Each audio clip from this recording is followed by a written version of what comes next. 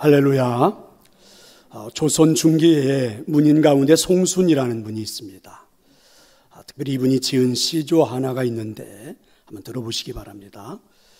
10년을 살림살아 초가 삼간 지어내니 나 한 칸, 달 한 칸, 바람 한 칸 맡겨두고 강산은 들일 곳 없어 둘러두고 보더라 라는 그런 시입니다. 청백리로 10여 년 공직 생활을 끝내고 퇴직금으로 시골에 초가 삼간 한 채 겨우 장만을 했습니다. 근데 자신에게는 그것도 족하다. 자, 이런 이야기지요. 이 사람에게 가장 귀했던 것들은 그 자연과 함께 살아가는 저 달림, 바람, 그리고 뒤에 있는 강산이라는 것입니다.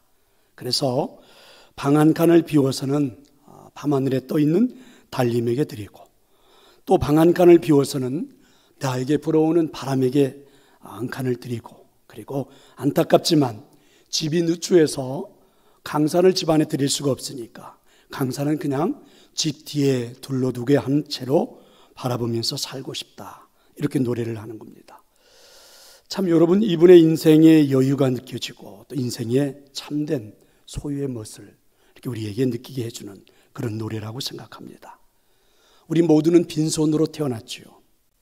그러나 살면서 하나씩 둘씩 내 것을 마련하기 시작했습니다.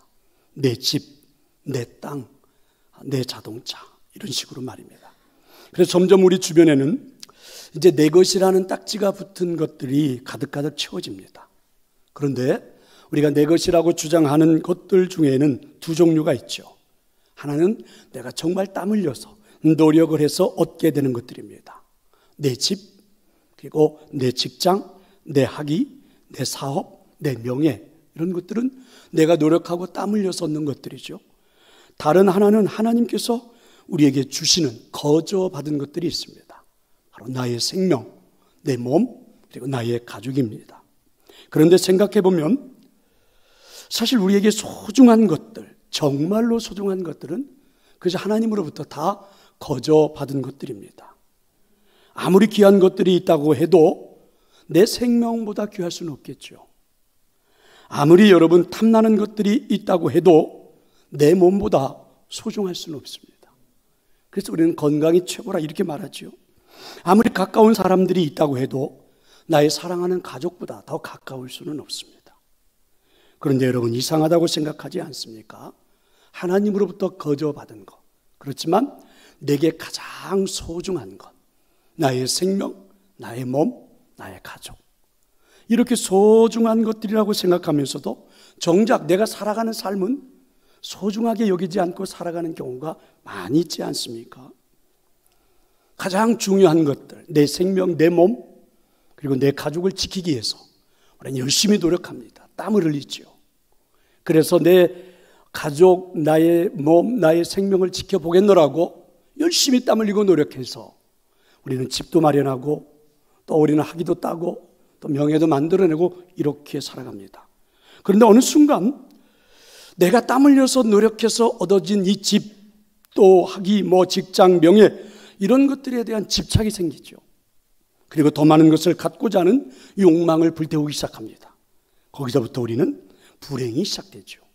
왜냐하면 정말 귀중하게 가장 소중하게 여겼던 내 생명과 몸과 가정은 뒷전으로 밀려나기 때문에 그렇습니다. 사랑하는 성도 여러분, 여러분은 거저 받은 것 중에서 가장 소중한 이 생명을 위해서 어떤 노력을 하고 있습니까? 조금 전에 제가 드렸던 말씀처럼 내 소중한 생명, 가장 귀중한 생명, 어떤 것과도 바꿀 수 없는 생명, 이 생명을 위해서 우리는 그 생명을 한번 지켜보겠노라고 열심히 노력해서 집도 장만하고 명예도 따고 학위도 갖고 직장도 마련하고 열심히 정말 애를 쓰고 있습니다. 그런데 생각해보면 나의 생명을 오랫동안 보장하고 또 내 생명을 지키겠다고 그렇게 애쓰고 노력하며 살아왔던 그 나의 모든 일들이 잘하는 일일까?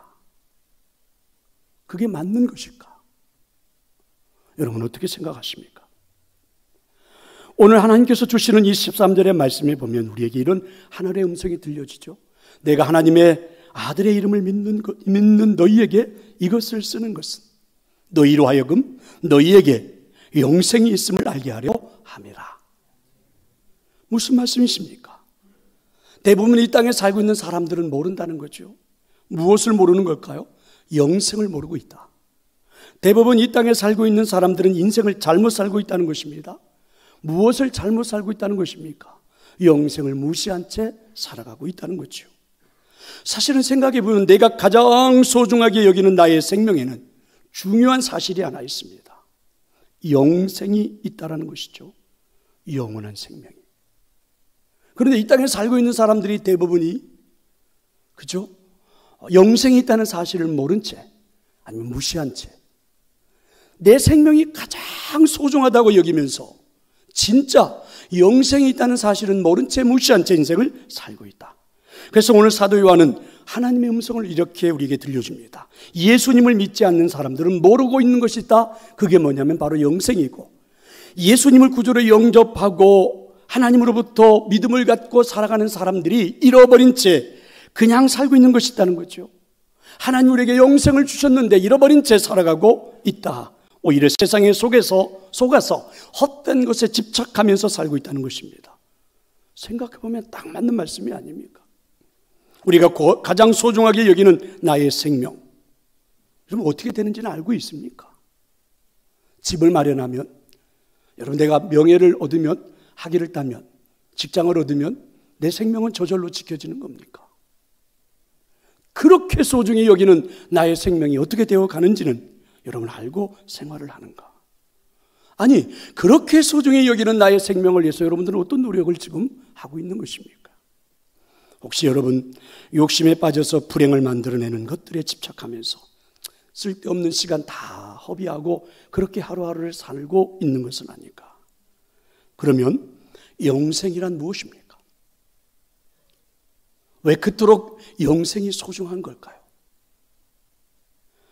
영생이라는 말은 글자 그대로 영원한 생명이라는 뜻을 가지고 있죠. 우리는 이렇게 일반적으로 해석을 합니다. 영생이라는 말은 죽은 이후에도 나의 생명이 영원히 이어진다.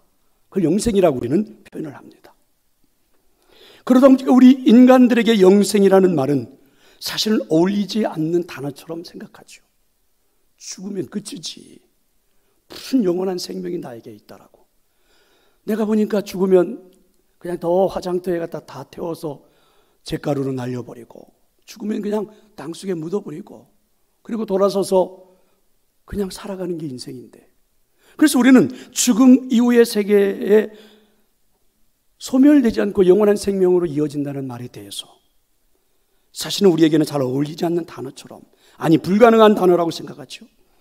사실은 저도 원하고 여러분도 원하고 이 세상 모든 사람들이 영원히 사는 것을 원하는 바이긴 하지만 너무나도 막연한 단어처럼 느껴집니다. 그래서 누구도 영생이라는 단어를 함부로 떠올리지 않죠. 내 삶에서 영원한 생명이라는 단어를 별로 좋아하지 않습니다. 사용하지도 못하죠. 그래서 정말 소중하게 여기는 나의 생명을 지키겠노라고 집은 마련할지 모르지만, 그죠? 우리가 학위를 따고 명예를 얻고 직장을 갖고 좋은 것들을 마련할지는 모르지만 내 생명을 지켜보겠노라고. 근데 죽음 이후까지도, 아니 내가 살아있는 생명이 영원할 수 있다는 이 생명에 대해서는 우리는 거의 아무것도 하지 못한 채, 떠올리지도 못한 채, 상상도 못한 채 살아가죠. 우리는 지난주 부활주일을 보냈습니다. 예수님이 부활하신 그 생명을 체험했습니다. 사람들에 의해 비참하게 죽었던 예수님입니다. 그것으로 대부분의 사람들은 끝이라고 생각했죠. 예수님을 따랐던 제자들은 끝이라고 생각해서 뿔뿔이 흩어졌습니다. 예수님을 그렇게 사랑했던 사람들은 끝이라고 생각해서 그냥 무덤에다가 장사를 지내버렸습니다. 더욱이 예수님을 죽인 사람들, 대제사장의 무리들은 자신들이 이겼다고 생각을 했습니다. 아무리 안진뱅이를 일으키고 나병 자를 살리고 소경의 눈을 뜨게 하고 귀신을 쫓아내었다 할지라도 예수님은 죽었기에 모든 것이 끝이 났다, 자신들이 승리했다, 이렇게 사람들은 생각을 했습니다. 그런데 그분은 죽음을 이기고 부활하신 것입니다. 죽였는데 살아난 거죠. 분명히 사람들이 목숨을 끊어버렸는데, 죽여버렸는데 그래서 무덤에다 장사도 지냈는데, 그리고 사람들이 다 뿔뿔이 흩어졌는데 살아난 겁니다. 사람들의 생각이 혼란스럽기 시작했지요. 아니, 내가 그렇게 소중히 여기고 있는 나의 생명도 죽으면 끝이 아니라 뭔가 또 있다는 말인가? 영원한 생명이 나에게도 존재하는 것일까? 여기저기서 사람들은 고민에 빠졌습니다. 예수님께서 살아생전 그렇게 말씀해 주셨죠. 내가 죽은 다음에 다시 살아나리라.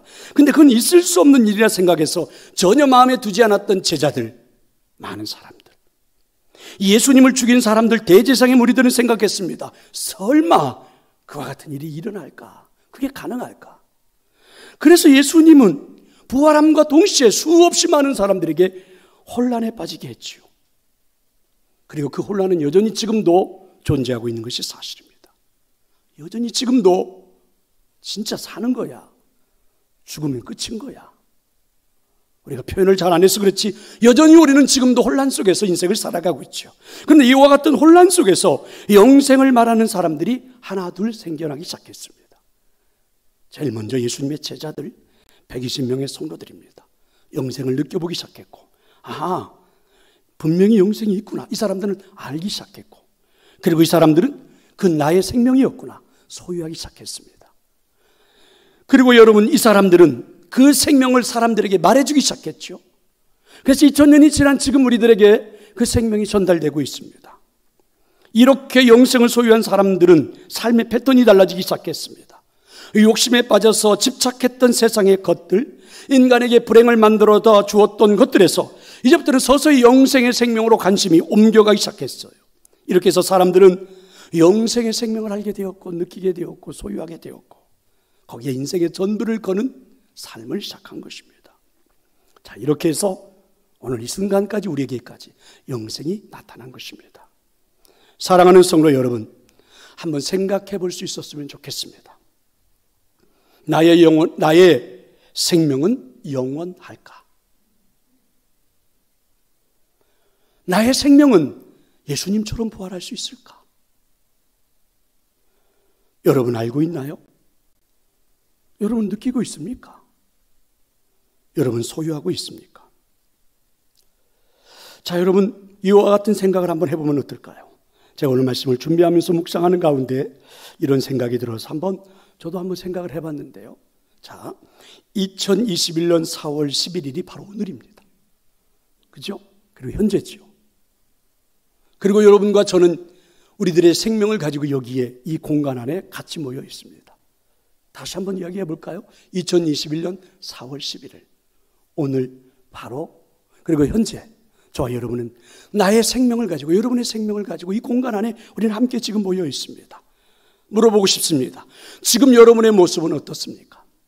마음에 드십니까? 만족하십니까? 괜찮다고 생각하십니까? 나의 생명은 지금 현재, 지금 이 순간에. 물론 여러분, 우리는 살아온 인생을 놓고 연세로 말하죠. 그러니까 여기에 계신 분들은 이렇게 다양합니다. 80세가 되어 있는 분도 있고, 80대도 되어 있고, 70세, 70대도 있고, 60세, 60대, 50세도 있고, 40세도 있고, 30세도, 20세도 있습니다. 자, 여러분, 이 생명 중에 어딘가 한 부분에 여러분이 지금 속해 있죠? 어디에 속해 있습니까? 그러면 지금까지 살아온 80년의 인생이, 70년의 인생이, 60년의 인생이, 50년의, 40년의, 30년, 20년의 인생이 여러분 만족하십니까? 지금 현재의 삶에 대해서 만족하시나요? 내가 그렇게 땀 흘려서 노력해서 지금의 나의 생명을 지금 만들어 놓은 거거든요. 열심히 노력해서 80년의 인생을, 나의 생명을 만들어 놓았고, 땀 흘리고 죽을 고생을 다해서 지금의 70년의 인생을 만들어 놓았고, 60년의 인생을 만들어 놓았고, 50, 40, 30의 인생을 만들어 놓았는데 현재 나의 삶에 대해서는 만족하십니까?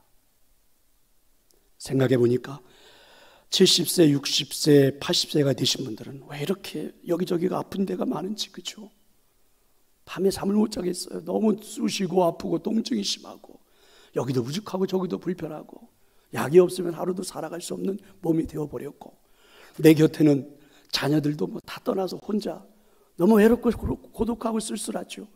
아침에 눈을 뜨기가 싫어요. 오늘 하루 종일 혼자 뭘 하나, 할 일도 없고, 그게 이제 60, 70, 80세의 인생을 살아온 나의 모습이죠.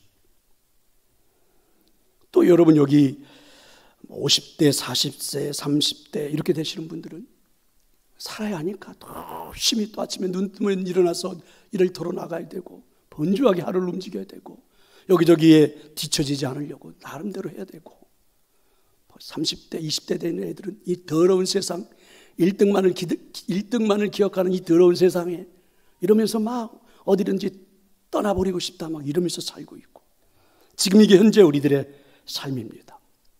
그러면 대부분 만족한다 이렇게 말하기는 좀 어렵겠죠. 그게 지금 나의 모습이죠. 그러면 여러분 한번 이렇게 생각해 보면 어떻습니까? 지금부터 10년 전으로 돌아가 봅시다. 2011년 4월로 돌아가 한번 생각해 봅시다. 오늘 80세이신 분들은 그때는 70세였고요. 70세였던 분들은 60세고 그때 60세였던 분들은 50세고 2011년으로 돌아가 보니까 저도 50대더라. 그렇죠? 그러면 여러분 그때 지금 현재 내 모습을 바라보면서 지금 내가 만족하지 못하고 있는 나의 현재의 모습을 바라보면서 과거 10년으로 돌아간다면 다르게 살까요? 만약에 여러분에게 다르게 살 수 있는 길이 10년이 주어진다면 다르게 무언가 다르게 살 수 있을까? 그럼 다르게 산다면 무엇을 위해서 노력하고 싶습니까? 아니 어떤 노력을 여러분들이 하고 싶습니까? 제가 좀 시간에 대해서 인심을 좀 더 쓸게요.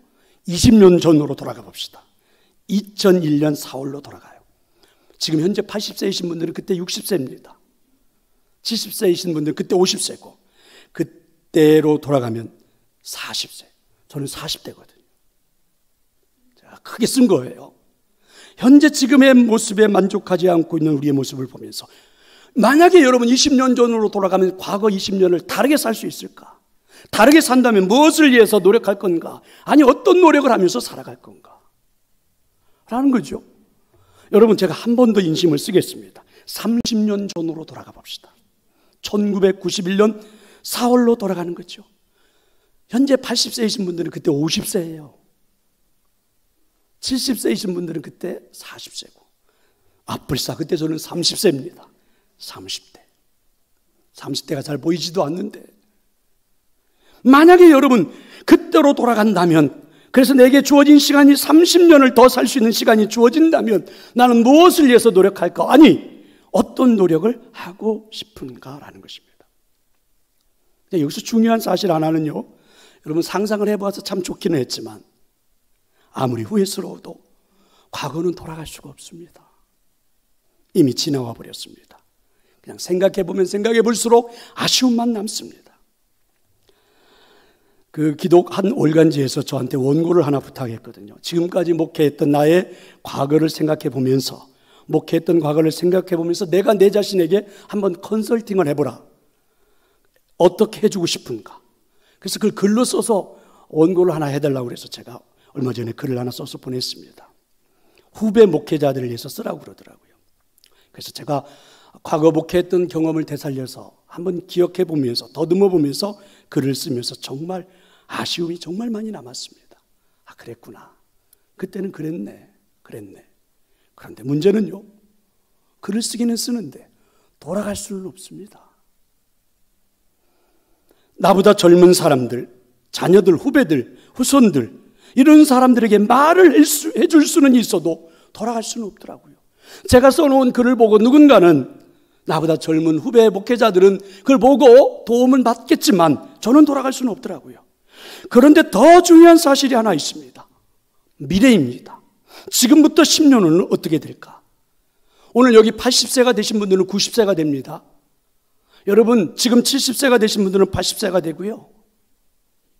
그리고 이 60세가 되신 분들은 70세가 되는데 불사 제가 70세가 되더라고. 그러면 여러분 지금부터 나에게 주어진 미래의 10년 후는 과거를 되돌아보면서 생각했다면 현재 지금의 모습을 보면서 미래 10년은 다르게 살아갈 수 있을까? 만약에 다르게 살아간다면 난 무엇을 위해서 노력을 할 것인가? 라는 생각입니다. 그러면 여러분 지금부터 20년 후는 하나님이 더 우리를 생명을 연장시켜 주셔서 현재 80세인 분들이 100세가 된다면 물론 보장은 할 수 없지만 현재 여러분 70세이신 분들이 90세가 되고 현재 60세이신 분들이 80세가 되는데, 불사 저도 80세가 되는데, 여러분들도 그렇게 될 텐데, 현재 지금의 모습을 바라보면서 미래 20년은 다르게 살아갈 수 있을까? 그렇다면 무엇을 위해서 노력을 할 것인가? 라는 것입니다. 만약에 내가 예수님처럼 죽었다가 다시 살아날 수만 있다면 나는 무엇을 위해서 살고 싶은가? 예수님처럼 부활할 수만 있다면 나는 무엇을 위해서 오늘 노력을 해야 하는 것인가? 만약에 내 생명 그렇게 소중하다고 해서 그 생명을 지켜보려고 밤낮을 가리지 않고 일했던 나의 이 가장 소중한 나의 생명이 영원한 생명을 소유했다면 나는 지금 무엇을 위해서 노력을 해야 하는 것일까? 라는 것입니다. 성도 여러분, 우리 영생에 대해서 너무 막연하게 생각하는 것 아닙니까? 어떻게 사람이 죽지 않고 영원히 산단 말이야? 영원한 생명이라는 게 어떻게 존재해? 그게 진짜 가능할까? 맞는 걸까? 우리 여러분 너무 막연하게 생각하고 살아가는 건 아니에요? 혹시 여러분들의 마음을 잘 표현할 수 있는 방법이 없을까 해서 제가 한번 글로 써보았습니다. 아마 저나 여러분의 마음, 우리 모두의 마음 이런 게 아닐까요? 영생이 있으면 좋고 없어도 손해볼 것은 없다. 왜냐하면 그렇게 열심히 믿음으로 살지도 않았는데 시간을 들인 것도 없고 교회를 그렇게 해서 내가 헌신한 것도 없고 투자한 것도 없고 물질을 그렇게 들여본 것도 없는데 열심히 한 것도 없는데 손해볼 것도 없지 아니 그렇다고 내가 완전히 믿지 않은 것도 아니잖아. 한 달에 한 번 정도는 주일도 왔고 예배도 했는데 영생이 있으면 나도 차지할 수 있겠지. 여러분 우리 이러면서 살아가고 있는 것 아닙니까? 이렇게 여러분 막연하게 살고 있는 것은 아닐까? 지나온 과거를 그렇게 여러분 막연하게 인생을 살아서 80세가 됐고 70세가 됐고 60세가 됐고 50세가 됐다면 여러분 앞으로 살아갈 여러분의 인생의 미래도 분명하게 그렇게 살아갈 것은 맞을 겁니다. 그런데 여러분 내 생명이 가장 소중한 내 생명이 영생이라는 것이 있을 수도 있다고 생각한다고 하면 아니요. 하나님 우리에게 말씀하셨잖아. 영생이 있다라고. 그럼 우리 너무 막연하게 사는 것 아닙니까? 그렇게 여러분 소중하지도 않은 내 생명을 지켜줄 수도 없는 집, 명예, 직장, 무슨 스펙 이런 것들을 위해서는 그저 목숨 걸고 살면서 말입니다. 영원한 생명이 내 생명 안에 존재할 수 있다고 하는 것은 너무 막연하게 그렇게 살아가는 것 아닐까요? 여러분 지난주 일은 부활주의를 통해서 예수님의 영생의 생명을 들었는데 한번 생각해 볼래요? 이번 한 주간의 삶이 좀 달라졌나요? 지난주 부활주의를 맞이하고 예수 그리스도의 영원한 생명을 가슴에 품고 은혜 받고 한 주간을 살았는데 다르게 좀 살아온 것이 있습니까? 오늘 본문을 기록한 사도 요한은 이렇게 살고 있는 성도들을 보면서 너무너무 가슴이 아팠지요. 근데 이건 하나님이 가슴 아파하는 내용입니다. 하나님께서 그렇게 우리를 바라보면서 가슴 아파하고 있고 그것이 큰 일이라고 하나님은 여기셨고 그 마음이 사도 요한에게 그대로 전달되었고 그래서 사도 요한은 성도들에게 분명히 알려주고 싶었습니다. 그게 13절이죠. 내가 하나님의 아들의 이름을 믿는 너희에게 이것을 쓰는 것은 너희로 하여금 너희에게 영생이 있음을 알게 하려 함이라. 사도 요한은 외치죠. 성도들이여 당신들은 영생을 소유한 사람들입니다. 영생이 있어요. 여러분들은 달라요. 안타까운 심정으로 사도 요한은 외치고 있습니다. 저는 요한의 마음이 충분히 이해가 되죠. 아니요. 저도 여러분 오늘 이 자리에서 여러분에게 외치고 싶습니다. 성도 여러분, 여러분들은 영생을 소유한 사람들입니다. 여러분에게는 영생이 있습니다. 저도 외치고 싶어요. 이 영생이 우리에게 어떻게 그렇게 막연하게 느껴지고 살 수 있을까?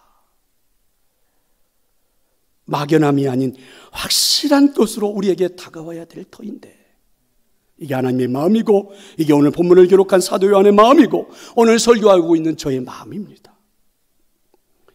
막연한 영생이 아니라 확실한 영생으로 여러분의 삶에서 누릴 수 있기를 축원합니다. 중요한 건 이제 미래입니다. 2021년 4월 11일 오늘 바로 현재 이 순간 이후의 미래죠. 여기에 보면 오늘 이 자리에 앉아 계신 분들 중에는 얼마 남지 않은 인생을 살아야 하는 분들도 있죠. 10년까지 가지 못하고 아니요 1년도 채 남지 않았고 아니요 한 달도 채 남지 않았고 아니요 내일 어쩌면 세상을 떠나야 될지도 모르는 분들이 이 자리에 있고 어쩌면 연세가 많으신 분들보다는 조금 더 시간이 남았다 이렇게 생각할지는 몰라도 그분들도 마찬가지입니다. 사실은 인생은 얼마 남지 않은 거예요. 그럼 이 자리에 계신 여러분, 저 모두는 다 얼마 남지 않은 인생을 살아가는 우리들이 어떻게 이렇게 막연하게 살 수 있을까? 그렇다면 여러분, 영생에 대해서 어떻게 확실한 믿음의 소유자로 살아갈 수 있습니까? 어떻게 확실한 믿음의 소유자로 영생에 대해서 우리들이 알고 살아갈 수 있을까? 영생은 두 가지로 성경에서 우리에게 말씀해 주지요.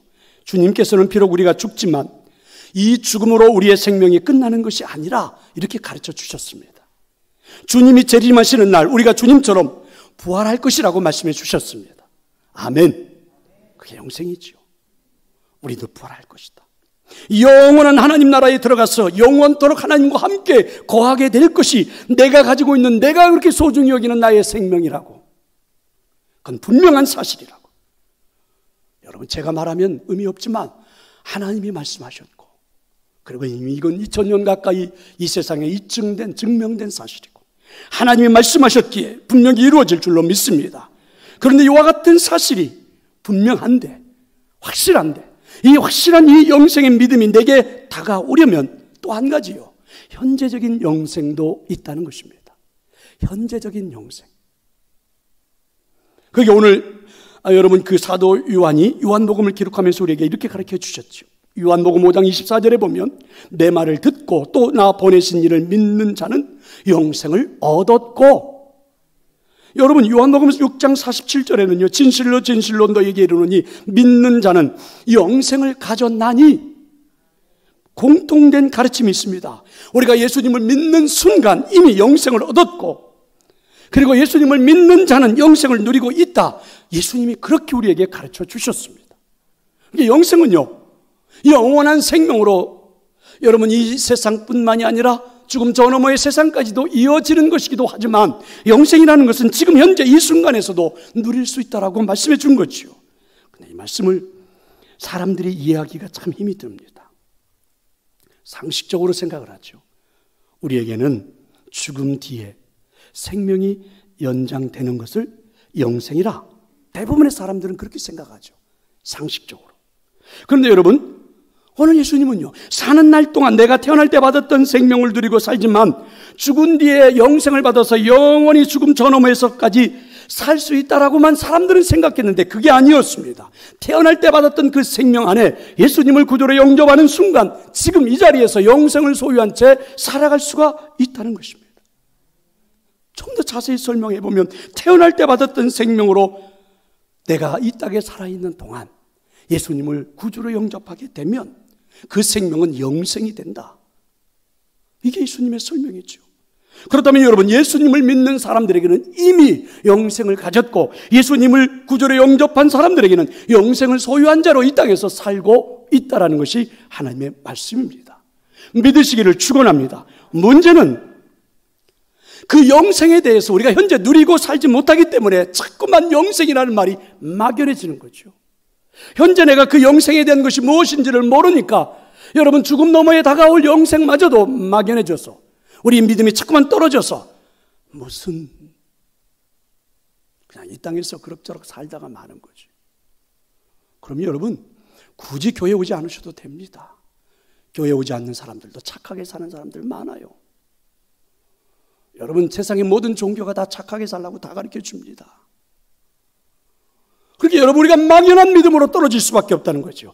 그렇다면 이 땅에 사는 동안 우리 그리스도인들은 이 영생을 어떻게 누리게 될까? 이 땅에 내가 예수 그리스도를 영접하는 순간 영생을 소유한 자라는데 그 영생을 현재에서 어떻게 누리며 살아갈 수 있을까? 요한복음 17장 3절은 이 질문에 대한 대답을 해줍니다. 영생은 곧 유일하신 참 하나님과 그가 보내신 자 예수 그리스도를 아는 것이다. 할렐루야. 중요한 것은 영생은 아는 것으로 설명을 했죠. 그러니까 영생은 하나님을 아는 것, 영생은 예수님을 아는 것, 이렇게 설명을 했습니다. 물론 여러분, 여기서 아는 것, 안다라는 말이 우리 한국말하고는 이 성경에서 말하려고 하는 내용을 충분히 전달할 수는 없어요. 왜냐하면 우리는 그냥 안다, 아는 것 이렇게만 쓰지만 여기에 기록되어져 있는 원문에 가깝게 해석을 해보면 여러분, 헬라어로는 안다라는 말이 좀 다릅니다. 어떻게 해요? 깊은 관계를 뜻하죠. 예를 하나 들어볼까요? 제가 어느 날 TV를 보는데 혹시 TV에 한 예쁘장한 가수가 나와가지고 자꾸만 저를 바라보면서 당신을 사랑한다고, 죽도록 사랑한다고, 당신이 없으면 안 된다고 막 저보고 노래를 하는 겁니다. 저는 그 가수를 잘 압니다. 이름도 알고 나이도 알고 언제 가수가 됐는지도 알고 히트곡이 무슨 곡이 있는지, 무슨 음식을 좋아하는지, 결혼은 몇 번 했는지 등등 잘 알고 있습니다. 여러분, 이런 것을 안다라고 우리는 말하죠. 근데 정확하게 말하면 이건 정보지요. 왜냐하면 네이버를 쳐보면 다 나와요. 그 가수 이름이 뭔지, 뭐 어떻게 되는지 다 알 수 있어요. 이런 걸 여러분은 지식이라고 그러고 이걸 정보라고 그래요. 근데 그것만을 가지고 안다라고 할 수 있을까? 그러면 여러분, 하나님을 아는 것, 예수 그리스도를 아는 것을 그렇게 말하는 것일까? 아닙니다. 관계를 맺어서 오랫동안 만남을 통해서 그와의 만남 관계에서 알아지는 것, 이런 것을 말하는 거죠. 그렇습니다. 영생이라는 것은요, 우리가 여러분 정보가 아니에요. 성경에 통해서 몇 마디 듣고, 여러분 오늘 설교 몇 마디 들어서 내가 지식적으로 네이버를 쳐서 검색하듯이 영생이라는 것은 이런 거야. 죽은 다음에도 영원히 산다는 거야. 이렇게 아는 것을 영생을 알았다, 이렇게 말할 수 있는 게 아니지요. 이렇게 알고 있는 영생이 이게 막연한 믿음으로 떨어지고 막연하게 영생을 누리지 못한다는 것이죠. 영생은 하나님을 아는 것이라고 할 때 하나님과 관계가 깊게 맺는 것, 예수님과 깊은 관계를 맺는 것, 이것을 영생이라고 말합니다. 그래서 영생을 누린다고 하는 것은 하나님과 깊은 관계 속에서 살아가는 아주 특별한 삶이에요. 영생을 누린다, 현재에서 누린다는 말은 하나님과 아주 특별한 관계 속에서 내가 살아가지만 질적으로 이 세상 사람들이 살아가는 것 같은 인생이지만 전혀 다른, 질적으로 전혀 새로운 삶을 사는 것, 이것을 영생을 현재에서 누린다라고 말하는 것입니다. 하나님과 아주 특별한 관계 속에서 살아가는 질적으로 새로운 삶, 그게 영생입니다. 하나님과 관계 속에서 질적으로 전혀 새로운 삶이 무엇입니까? 많은 것들이 있겠죠. 성경은 여러 가지를 막 우리에게 설명을 해놓았습니다. 그 중에 사도 요한은 오늘 본문에서 한 가지를 우리에게 이렇게 설명했습니다. 14절과 15절의 말씀이죠. 자, 보세요. 그를 향하여, 여기서 말하면 그는 하나님을 말씀하고 예수님을 말씀합니다. 예수님을 향하여, 하나님을 향하여 우리의 가진 바 담대함이 이것이니, 담대함이 이것이니 그의 뜻대로 무엇을 구하면 들으신다. 우리가 무엇이든지 구하는 바를 들으시는 줄을 안즉 우리가 그에게 구한 것을 얻은 줄을 또한 안다. 이렇습니다. 놀랍지 않나요? 하나님이 도대체 어떤 분이십니까? 신이에요. 하나님은 신이에요. 그런데 여러분, 저 같은, 여러분 같은, 우리 같은 내가 언제나 하나님 앞에 담대하게 설 수 있다. 여러분, 하나님 앞에 서 있는 우리의 모습은 사실은 부끄럽게 짝이 없고, 흔히 우리들 말하잖아요. 벌레만도 못한 것 같고, 부끄러워서 얼굴도 쳐도 들 수조차도 없을 것 같은 우리가 언제나 담대하게 하나님 앞에 설 수 있다는 거죠.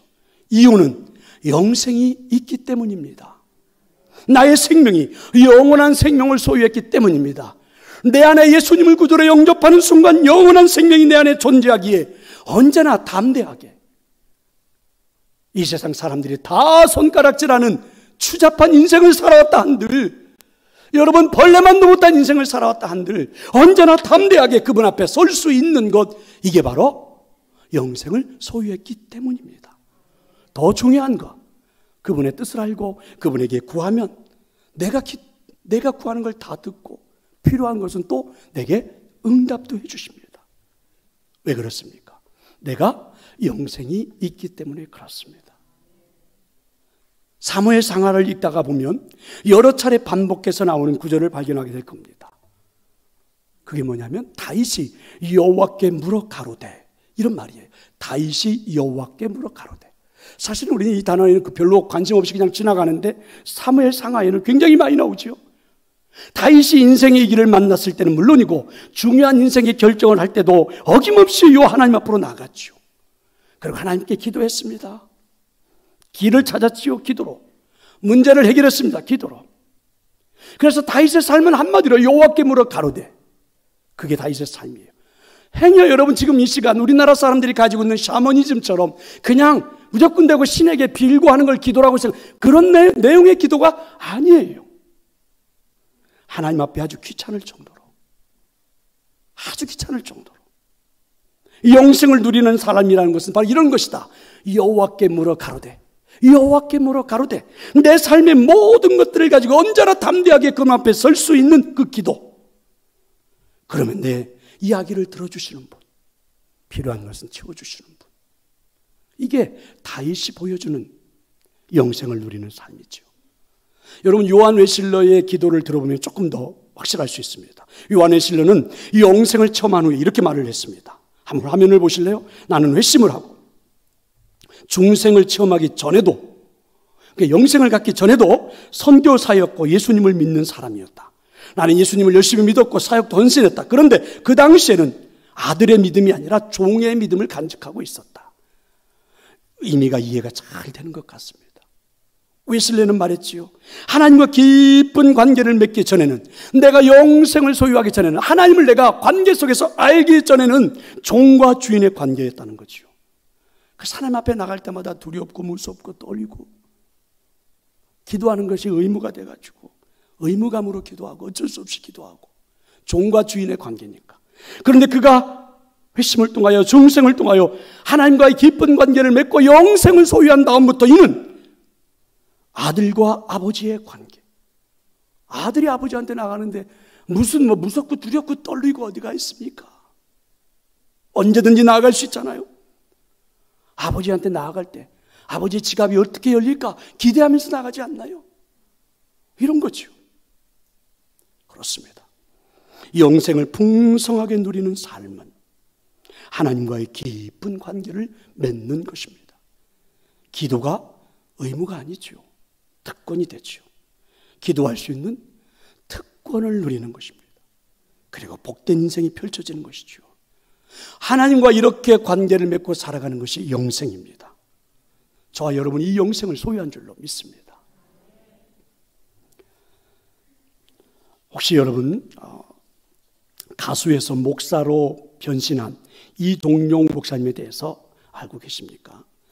이분이 가수 시절에 불렀던 노래가 너 겨울아이, 난 참 바보처럼 살았군요. 잘 알죠? 난 참 바보처럼 살았군요. 이런 노래. 1970년대를 풍미했던 가수입니다. 1975년 가요 대상 시상식에서 최고의 가수상을 받는 날입니다. 그런데 그날 대마초를 소지했다는 죄, 대마초를 피웠다는 그 죄로 상을 받는 그날 구속수감이 돼버리고 말았죠.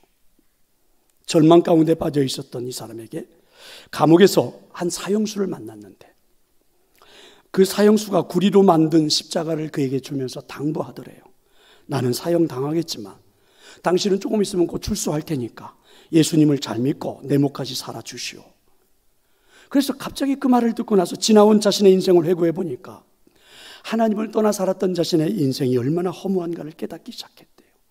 화려한 인기 스타가 되어서 대중들 앞에 서서 난 바보처럼 살았군요. 노래하면 여기저기서 소리를 질러대는 사람들의 그 인기 속에서 하루에 공연을 마치고 저녁에 집에 들어오면 얼마나 허무한지, 그 허무함을 잊어버리기 위해서 대마초를 피우고 마약을 하고 술을 먹고 그렇게 하루하루를 살았던 겁니다.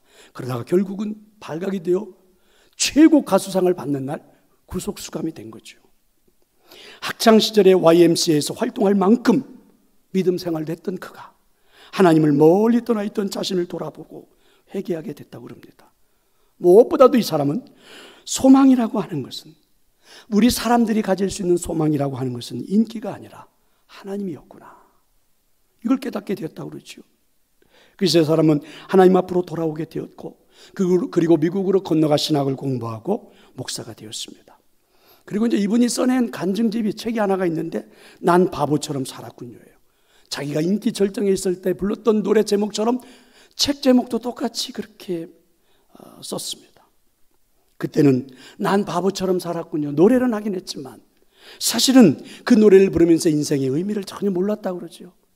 그냥 사람들이 좋아해 주어서 난 바보처럼 살았군요 하고 인생을 노래했던 건데, 하나님을 만나고 보니까 진짜 과거 인생이 바보 같았음을 고백합니다.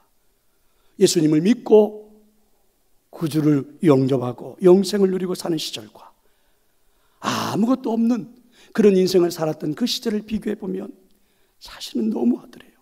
그래서 이 사람 말해요. 나는 인생을 바보처럼 살았다고. 그런데 어디 이게 이종용 목사님만의 이야기입니까? 오늘 예배하고 있는 저와 여러분, 우리 모두의 노래가 아닙니까? 바보처럼 살고 있는 거 아니에요? 진짜 바보처럼. 내 생명이 그렇게 소중하다고 여기면서 그 생명 소중한 걸 지켜보겠다고 난리를 치고, 그죠? 조금 더 그 생명을 보존시켜 보겠다고 좋은 집도 마련해보고 학위를 따보고 좋은 직장, 사업장, 명예, 온갖 것들로 다 지장을 해놓았는데 엉뚱한 걸 갖다 지장해 놓았잖아요. 진짜 바보처럼 사는 것 아닙니까? 우리 생명 안에는 진짜 중요한 영생이 있는데 죽음으로 끝나는 게 아니고 이 세상으로 끝나는 게 아니라 진짜 중요한 내 생명 안에는 영생이 들어있는데 그걸 우리 놓치고 살아가는, 다 같이 우리가 불러야 될 노래 아닙니까? 바보처럼 살아온 인생이라고요. 오늘 하나님 우리에게 말씀해 주십니다. 영생은요, 현재 하나님과의 관계 속에서 충분히 마치 기도하면 누리는 것처럼, 그 외에 우리가 또 여러 가지가 있겠죠. 예배도 있고 찬양도 있고 묵상도 있고 많은 것들이 있습니다. 현재 영생을 누리며 살면서 살다 보면 그 삶이 반드시 미래에는 부활로 이어지고, 그리고 그 현재적인 영생의 삶이 지금 내가 이 땅에서 무엇을 위해서 노력을 해야 되는지도 분명하게 가르쳐 주기도 하고, 과거를 돌아보면 참 후회스럽고 바보처럼 살았다는 인생이 이제는 그렇게 살아서는 안 된다는 것도 알게 해주고, 그러면 여러분, 우리들의 인생이 그렇게 막연하게 살아가는 인생이 아니라 확실한 믿음의 소유자로 살아야 된다는 것도, 더 이상은 후회스러운 인생을 살아서는 안 된다는 것도 알 수 있지 않을까요? 영생을 소유한 복 있는 성도들이요, 2021년 4월 10일 현재 바로 오늘 이 자리에 여러분이 가지고 있는 그 생명이 이제는 막연한 믿음의 소유자가 아닌 영생을 소유한 확실한 믿음의 소유자가 된 것 믿으시기를 축원합니다. 너희에게 영생이 있음을 알게 합니다. 너희에게 영생이 있음을 알게 하려 함이라.